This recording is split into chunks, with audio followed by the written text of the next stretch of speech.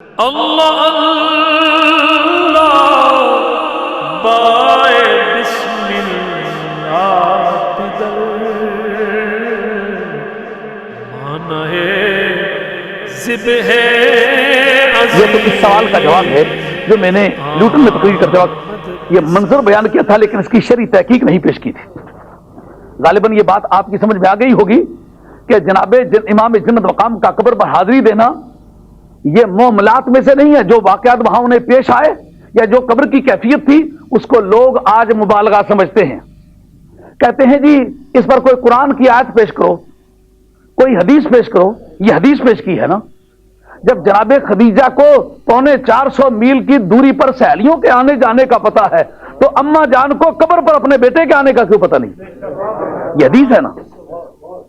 حدیث نہ ہو صرف مسلمانوں میں مشہور ہو یہ بھی دلیل ہے.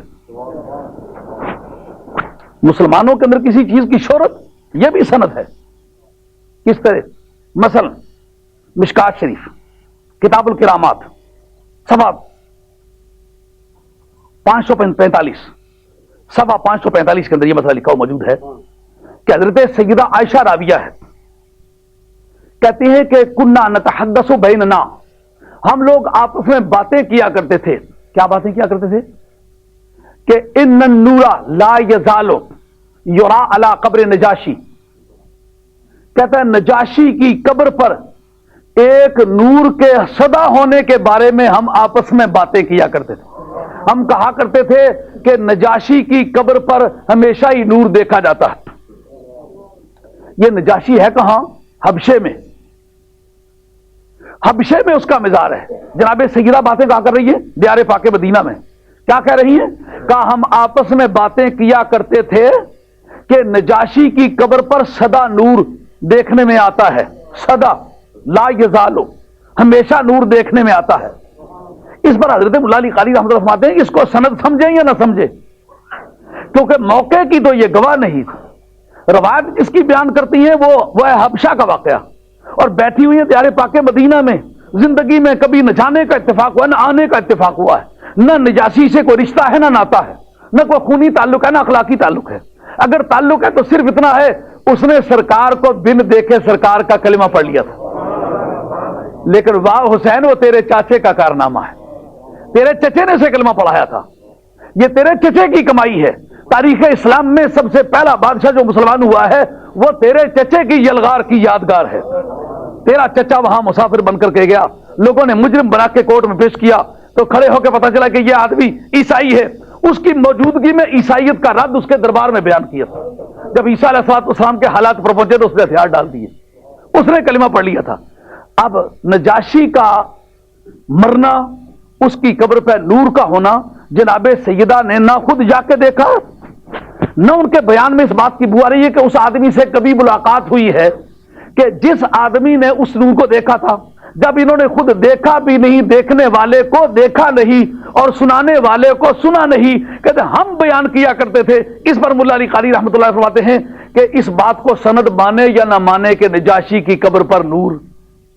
ہائے ہائے، آج امام حسین کے مزار پر نور کہتے ہیں تو کہتے ہیں جناب اہل بیت تو سارے گرفتار کر لیے گئے تھے تو دشمن تو اس کو دیکھنے کے لیے تیار نہیں تھے، تو مدینہ طیبہ والے راوی کس طرح ہو سکتے ہیں؟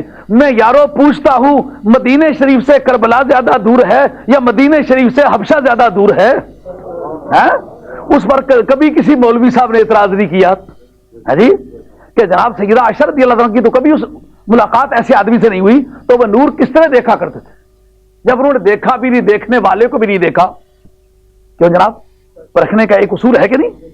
جو چیزیں شرع میں مانی گئی ہیں اگر ان کی شکل حضرت امام حسین کے واقعات سے ملتی جلتی ہے اور تحقیقی نقطہ نگاہ سے ایک ہی کیٹیگری کی باتیں ہیں، اس کی کیا وجہ ہے کسی کی عظمت بیان کی جائے تو وہ مان لی جائے، حسین کی عظمت بیان کی جائے تو سوچ میں پڑ جائے کوئی؟ اب یہ سوال اٹھا کہ انہوں نے دیکھا بھی نہیں اور دیکھنے والے کو بھی نہیں دیکھا تو یہ اس حدیث کو روایت کر رہی ہے. اس حدیث کی کیا قیمت ہے؟